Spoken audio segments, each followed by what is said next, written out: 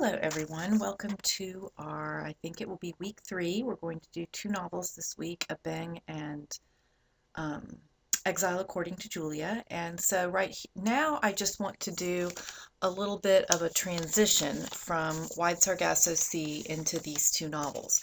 Although Wide Sargasso Sea is published in the 1960s, it's obviously set in the mid-19th century, and it's really dealing with that period of time right after emancipation. And so it's, I think, in style and in philosophy, it's very close to the present in the way that it's using that kind of psychological first person narrator who's very unreliable, not a lot of structure, etc. And then also philosophically, I think it's closer to us because it's very kind of disruptive and questioning of identity, questioning of history, questioning of the, I don't know, the masterworks, the great discourses of, in this case, British literature. And so trying to talk back and put in this colonial perspective and this voice that has been voiceless and this person who has been oppressed. Um, as I keep doing this week after week.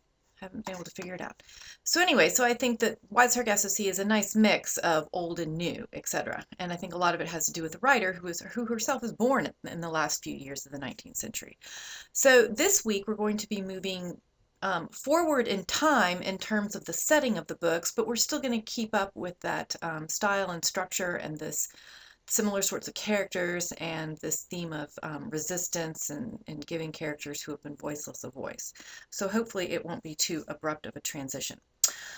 With Abeng, we are going to be moving, well, not moving because parts of Wide Sargasso Sea are set in Jamaica. So we're going to be in Jamaica in the 1950s, I think towards the end of the 1950s, a few years before Jamaica becomes independent. So it's from our perspective, the United States has been independent of Britain for centuries, but Jamaica just got their independence in the early 1960s, and it happened peacefully, more or less. And there wasn't a armed resistance or anything like that. It was just part of this kind of wave of decolonization that happened after World War II. Probably a lot of it due to um, Britain and France and other European powers just losing a lot in World War II, and also pushes towards this idea that perhaps having colonies is antithetical to democracy, etc.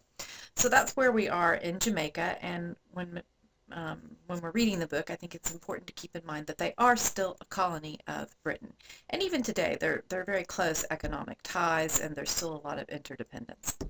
So that's the setting for Abeng, and then we have a close time period for Exile According to Julia. This is going to be in the 1960s.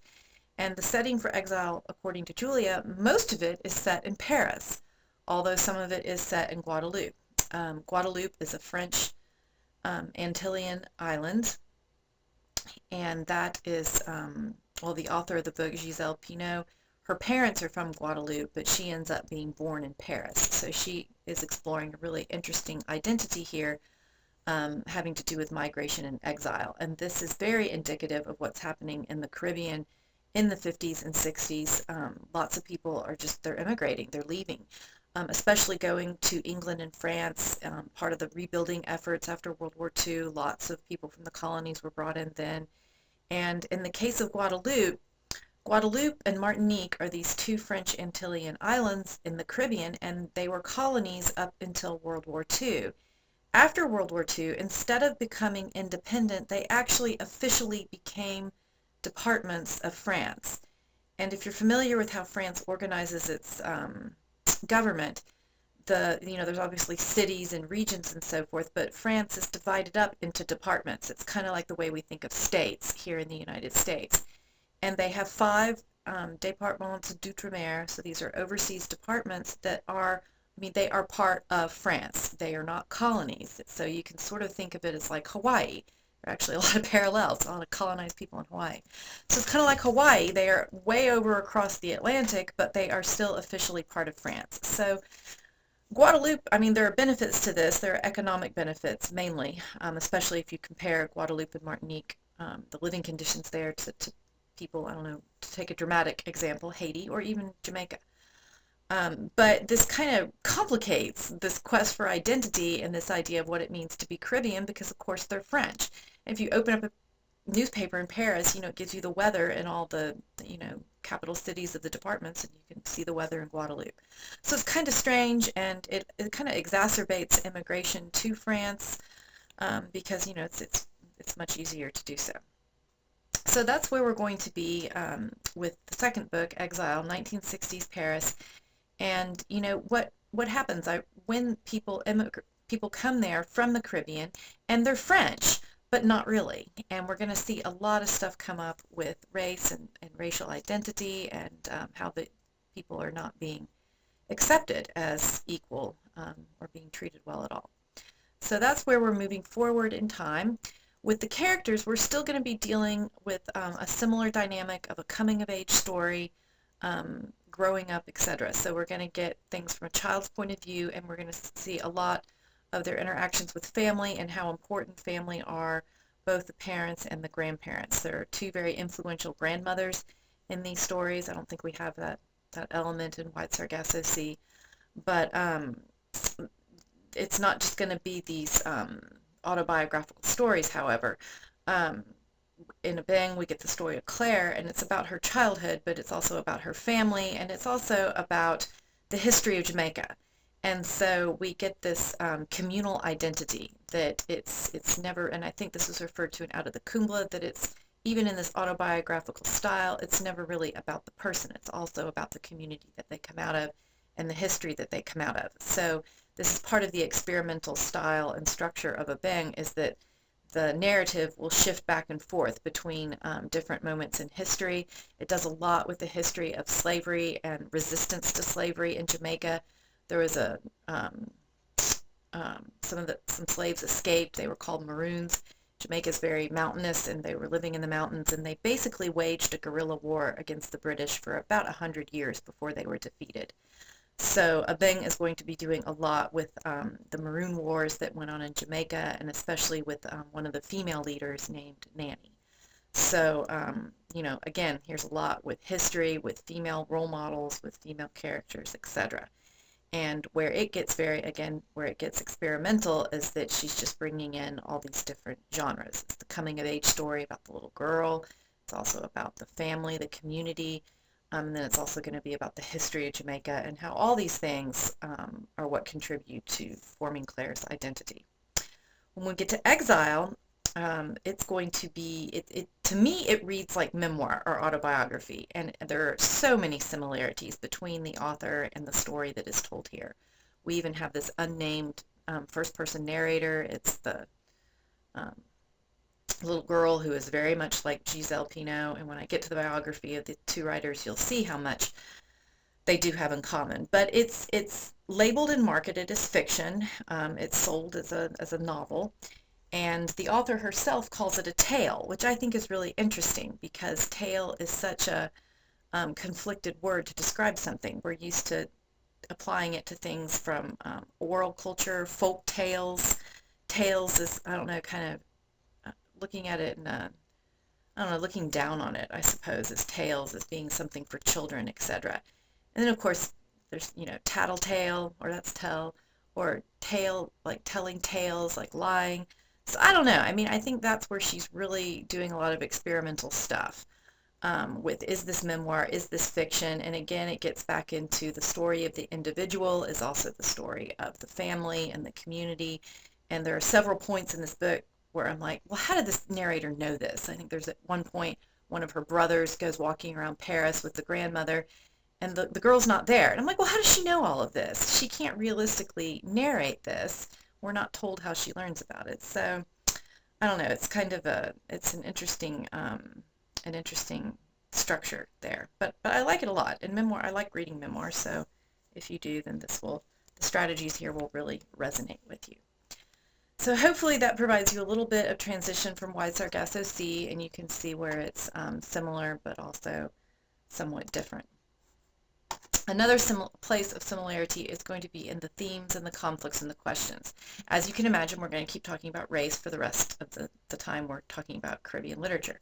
With Wide Sargasso Sea, of course, we are seeing Antoinette, who is white Creole, and how she doesn't really have an identity she can fit into. She doesn't fit in with the other white Creoles in Jamaica because of her mother's French background and also just her family's poverty, etc. She doesn't fit in with the English, and she's rejected by the Afro-Caribbeans. So, where does she fit in? And she goes mad because she can't really fit in and answer that question, who's there? Who am I?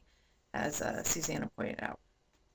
So here, though, we're not going to be dealing with white Creoles. Instead, we're going to be dealing with Afro-Caribbeans, people of African descent, and how are they identifying themselves, what race, what culture, etc., and then just the different forces pulling at these characters. What goes into this, of course, is going to be the history and the legacy of slavery and colonization, and that was obviously a big part of Wide Sargasso Sea as well. With these characters, of course, they are very distant from this history. 100 years have gone past, more than 100 years since emancipation. So unlike Antoinette, who, even though she doesn't have any memories of it, she's still very close to it, these characters are very distant from it. And so what is the relationship to this history and this history of slavery and then colonization and continued oppression and domination, etc.? And the final sort of place of conflict that they would have in common is, how do you then resist the dominant discourse? And y'all talked a lot about the ways in which Antoinette tries and fails to resist the dominant patriarchal discourse, whether it's the white male Creole or the white male English. And she goes mad because she never finds a voice, she never finds an identity, and she never finds a home. So with these two novels, I'd like for y'all to continue looking at that. Well, how are these characters, the main characters, the children, the young girls, and also perhaps some of their other family members, how are they trying to resist dominant discourse? How is the novel doing this? How might it be giving voice to an experience that hasn't been part of recorded history, that someone who might have been marginalized or voiceless for whatever reason? It could be their race, it could be their gender, it could be that they're illiterate, like the narrator's grandmother in Exile According to Julia. It could be because they're seen as lesser, peasant, etc. So, how are the novels trying to do this? And I think this also, has a correlation with the writers themselves wanting to write as a form of resistance. I talked about how Jean Rhys, she read Jane Eyre and it pissed her off. So she wanted to write as a form of protest and resistance. And I think that both of these writers are doing this as well. I think Michelle Cliff is a little more clear about her protest and her resistance. And I think we see it in the Pinot, especially in the scenes where the little girl is being humiliated in school.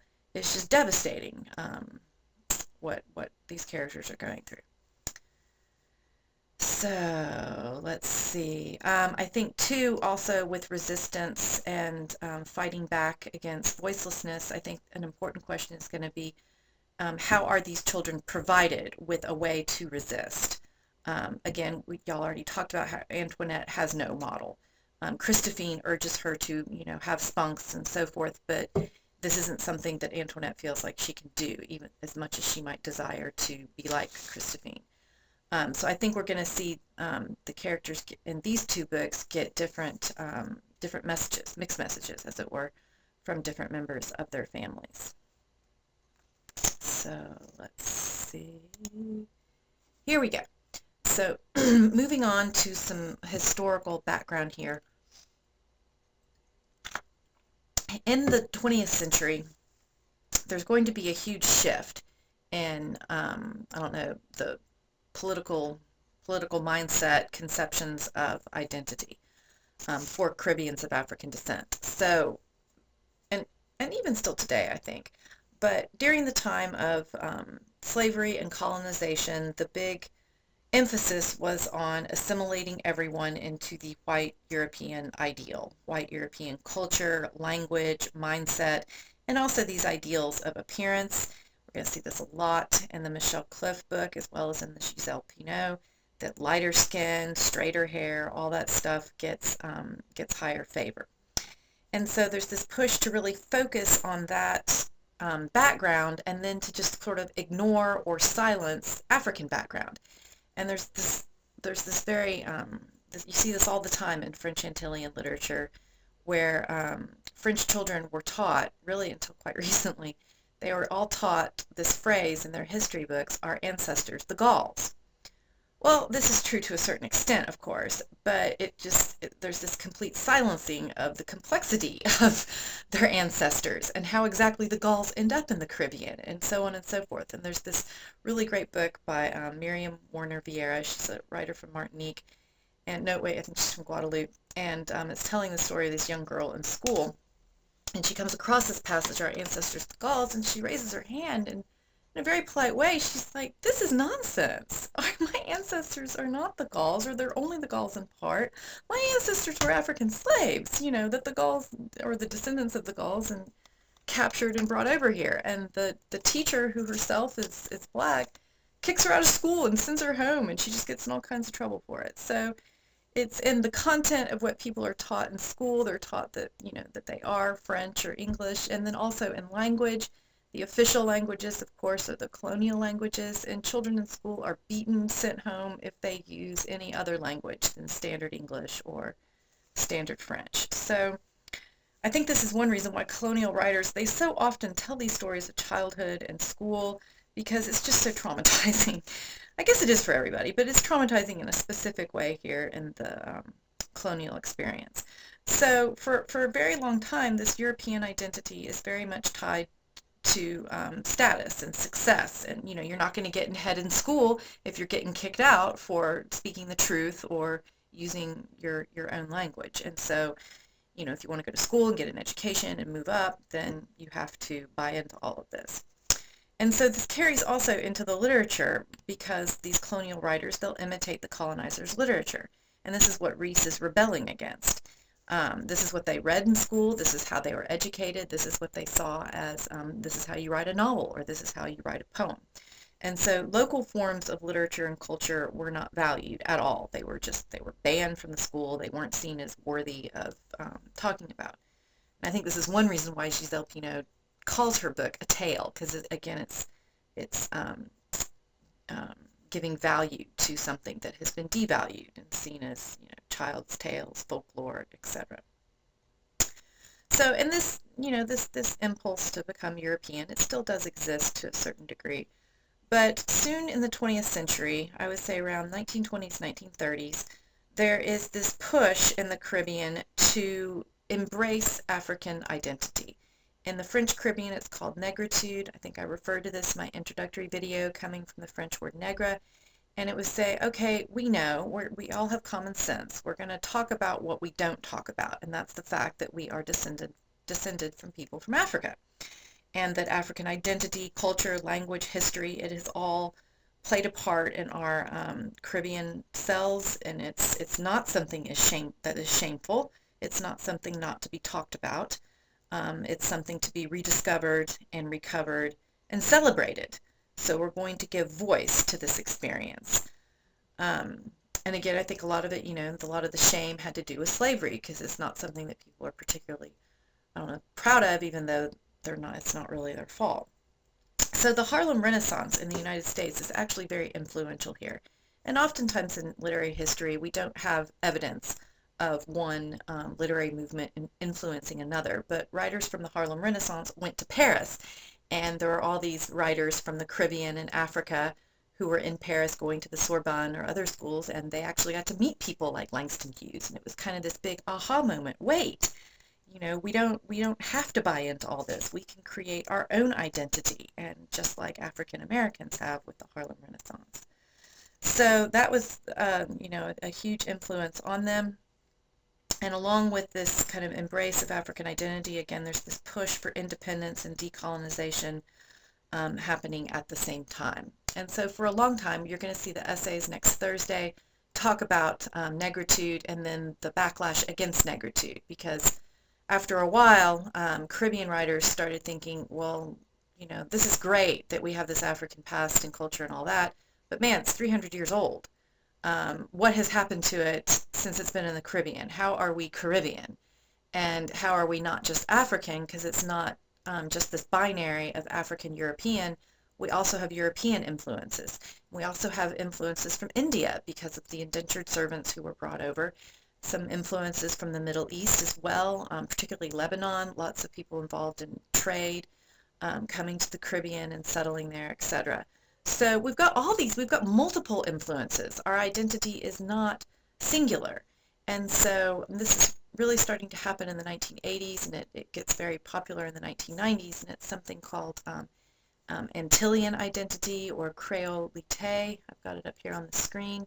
That's the French Antillean word for it. And so and this is where we're going to start out. I don't have any negritude writers here because it's not something that people are doing anymore. But this is where Caribbean identity really is, and this ties into métissage that Françoise Lyonnais is talking about. And this idea that we have multiple influences and that our identity is multifaceted and looking for a way out of this binary. And I know she quotes Edouard Glissant extensively. He's a creative writer and a theorist from Martinique, and he came up with this term, I think, Antilleanité or Créolalité. And what I love about her writing, and why I'm going to come back to this and harp on it, is that she and Glissant and other writers, they're looking for a solution to this binary conflict. And I know y'all talked about binaries in literary theory and with deconstruction and Derrida, and it's throughout philosophy and literary theory that there's this conflict between two opposing sides. So I think with Hegel, it's the master and the servant. With Marx, it's the bourgeoisie and the proletariat. So there's this struggle between two different sides, the thesis and the antithesis. And what métissage and these theories of multiple identities, what they're looking for is, okay, this exists, but how do we get out of this conflict? We need something else. We can't just exist in a state of conflict because this isn't very productive for anybody. And this is part of what Lyonnais is doing here and why I love her and look to her for guidance so much. In the first essay, that was the introduction to her first book, Autobiographical Voices, she refers to this problem here with the story she quotes from Henry Louis Gates about the Haitian poet Edmond Laforest, who kills himself with that French dictionary tied around his neck. And she talks about how symbolic this is and what it's like if you aren't given a third way, if you aren't given a way out of these binaries, that they are very destructive. She writes a lot in this introduction about the things I've already talked about, colonial education, written language versus oral language, written language because I guess it's printed as being valorized and seen as something that's static, etc. And she also talks a lot about reappropriating and recovering the past in order to understand the present. But what I get really excited about here is just this idea of, challenging ourselves to think in a non-hierarchical way. And what she does in the book here is that she takes people like, I don't know, Nietzsche and I think Augustine, these people who are seen as, these fathers of Western civilization, etc., and she puts them in there with writers like Maryse Condé, who y'all may not have heard of, but she's a writer from Guadeloupe. And, why do we have to see things in a hierarchy of superior, inferior, etc., or even, categorizing people by country or time period or language or anything like that? How can we think otherwise? She says here on page 6. And she's very influenced by deconstructionism. How can we find these places where the categories and binaries just kind of break down and they don't work? And that, how can we look for places where we acknowledge that métissage is just really our condition as human beings? We don't exist in these pure categories or these boxes that are very easy to label. So I'm bringing this back up because we're going to talk about this, I think, for the rest of the semester. She's playing here, she admits on page 15, on Nancy Morejon's idea of transculturation, and that's this idea of, you have these two binaries and you have these two cultures. How do they come together and create something new? How is there give and take between both? And she's acknowledging that, there might be this push to assimilate, but it's never perfect. There's always slippage. There's always ways in which, no one is ever going to be purely one thing or the other. And going back to the first video I did, this is a lot of what Baba was talking about with this almost but not quite. There is no purity, and it's kind of silly to try to strive for it. She talks about this again in the next introduction. This book is from several years later, and here she applies it more specifically to this division we've seen in feminism, Western feminist versus non-Western.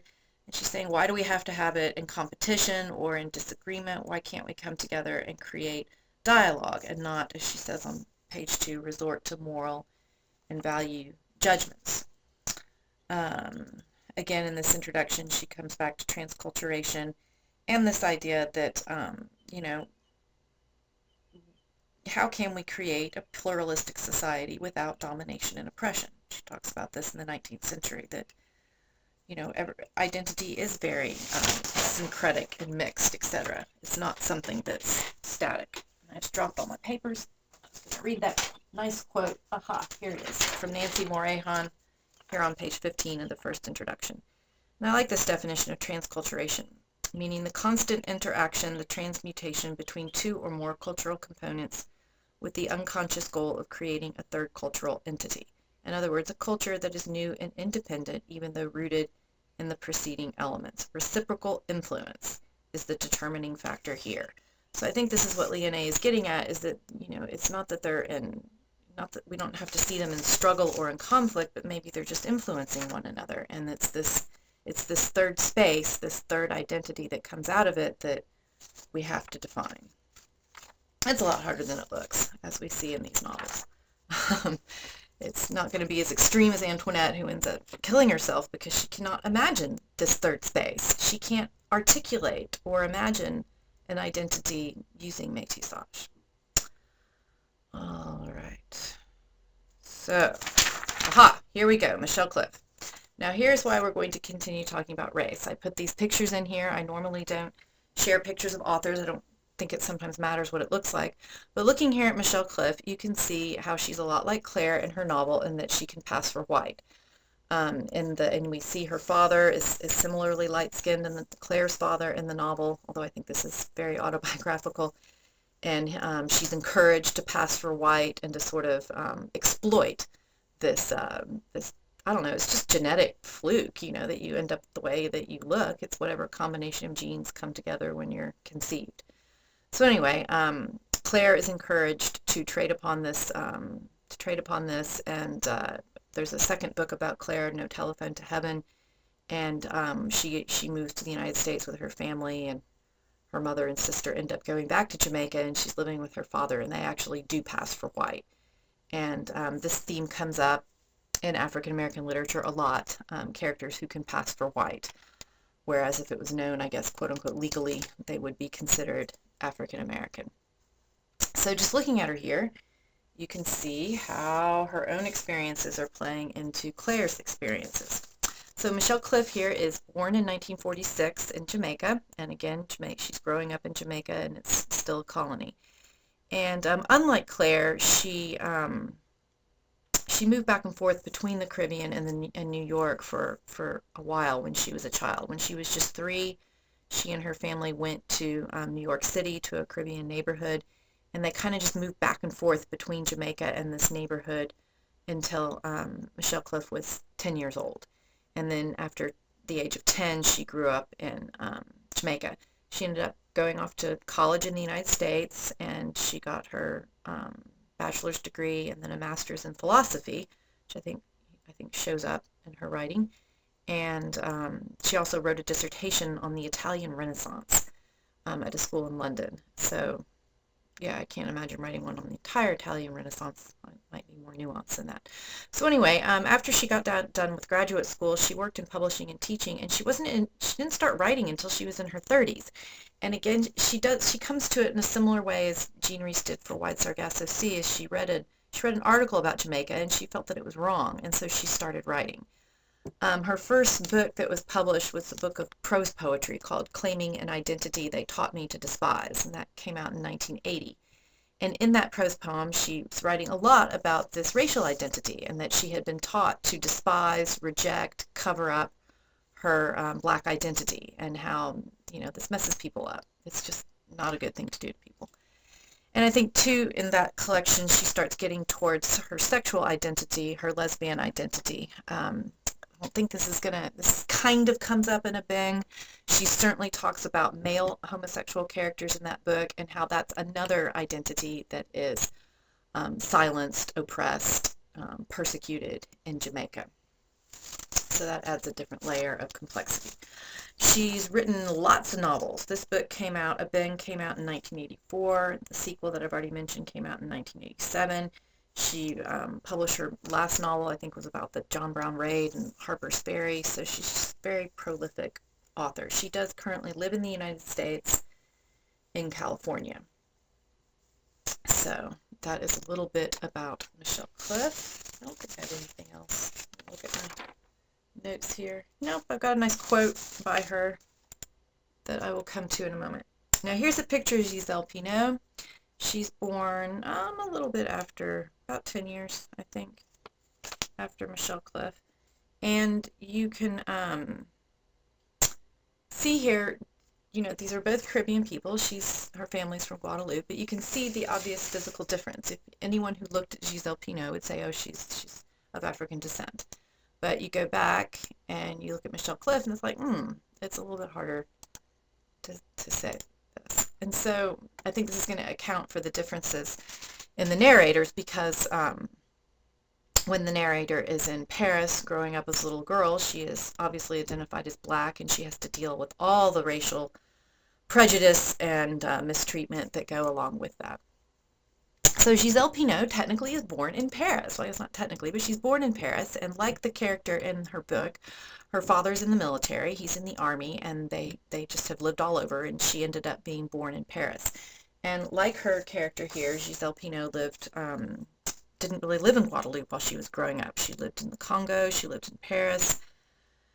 I think she went to Guadeloupe when she was 5 years old.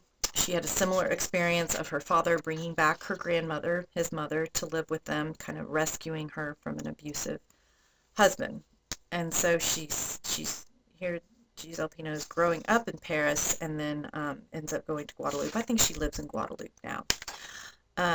Like Michelle Cliff, she didn't really train as a writer or a literature person or anything like that. Well, it's partially not true. When she did her undergraduate work in literature, but she wanted to go on to graduate school and so forth, but she didn't have any money, and so she dropped out and she became a psychiatric nurse. So, and then she kept writing and so forth. So she had this other career before she became an established writer, of being a psychiatric nurse, which must be very stressful. So there is a little bit about these writers. Let's see, when did our book come out? I don't think I've put it here. I think it came out in the 90s. Again, but Pineau, she's written lots of novels. She's someone who is highly regarded. With Pineau, I think that we have to really start talking about this migrant identity. And like I mentioned before, this lots of Caribbeans just leaving the Caribbean and going and living elsewhere, and how that is yet another factor in their identity. Abeng is all set in Jamaica, so we have it very localized, but with Exile According to Julia, we have the narrator who's born in Paris, and then we have the experience of her grandmother, who is an elderly lady, is uprooted from Guadeloupe and brought to Paris. Her son does this in order to, quote-unquote, help her, but she hates Paris, and she doesn't feel at home there, and she would actually rather be back in Guadeloupe with her abusive husband. So I think that's something here to look for, and this is definitely a theme in the Caribbean. What happens when you leave the Caribbean to better your life? And certainly her father is entering the army so that he can have a career. And so that he can give his children a better life. So what happens when you leave for economic reasons or to go to school, etc.? What does this do to your identity? And it is a different experience than getting French culture back in Guadeloupe, where that's different. You're rooted in the Caribbean. And so we have this young girl here in Exile who she's Caribbean, but not really. And she feels that she's Parisian or French, but the white Parisians do not accept her as this. So, what is her identity? And I think she might have a little bit in common with Antoinette here. All right, now there's this quote. I'm going to come back to this. So the questions here I want to keep talking about, and I'll put these, I think you could put these questions into your discussion post for Monday. I don't have that up yet, but I'll have a separate prompt for that. But continuing to look at how race and gender are defined. We definitely talked about that in Wide Sargasso Sea, and y'all picked up on that very quickly. Here, I'd like for you also to look in both the books at how race is causing divisions among women. So in Wide Sargasso Sea, we saw the differences among women of different races and cultures, but here, within one race or culture, how is racial identity causing divisions? And this is going to really pop out at us with the Michelle Cliff novel, because Claire is so light-skinned. And how is this causing problems with her mother, who is darker skinned, with her grandmother? How is she kind of labeled and stereotyped because of this? And then going along with that, then, how are these books trying to articulate being a Black Caribbean woman? And I guess this is partially miswritten. It's not just a Black woman in the Caribbean, because Giselle Pino's book is in Paris. And we have this ideal of métissage, this idea that you can, say, hey, my identity is this mixture of cultures. It's a syncretic identity. But it's really hard to do this. It's really hard to get to this point psychologically and emotionally, because I think we like simplicity. Our brains gravitate towards it because it is less work. It is much easier to have a simplistic, one-dimensional identity, and you just go with it. But it's not true for anybody, and definitely these novels are exploring the dramatic ways in which it's not true. So with race and culture, things that you can't avoid. So please take a minute, look at these questions here, jot them down, because I think it'll help you as you're reading the books. It'll give you a way to focus on them. Oh, there's more right there. Okay, so other things here. I think this goes back. Previous. Okay, so race. So this is a big thing that these books have in common with Wide Sargasso Sea, and talk about it over the semester. History in the past. So with Antoinette, she doesn't really know what her history is or the past. So it's there, but it's not there. It's kind of one of these slippery postmodern things. But in these two books, the characters are going to be much more aware of history in the past, especially about slavery. And so as you're reading, I'd like for you to pay attention to what the characters think or know about slavery, what they know about anything about the history of Jamaica or Guadeloupe, the stories they've heard, where they have heard them, anything like that. And also to how they're relating to the unrecorded past, how the novels might be recovering history that is not commonly known, history that might have been unrecorded. And you can think of this as people from 100 years ago who are dead, or even people's experiences that don't get noticed or recorded while, in the present time of the novel. So people who are considered unimportant or voiceless. How are these novels trying to recover this and then to record it? And I think this importance of having your story told and heard, it's just, again, it's going to come back in practically everything that we are reading. So take a moment here and jot down these questions. Again, this will help you with focusing your reading, and it should help you with the discussion questions on Monday. Then also here, oh yes,